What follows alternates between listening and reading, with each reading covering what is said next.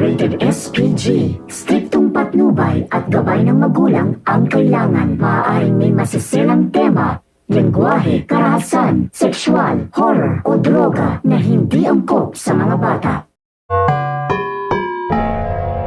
Ang programang ito ay rated SPG. Striktong patnubay at gabay ng magulang ang kailangan. Maaaring may masisilang tema, lengguwahe, karahasan, sexual, horror o droga na hindi angkop sa mga bata.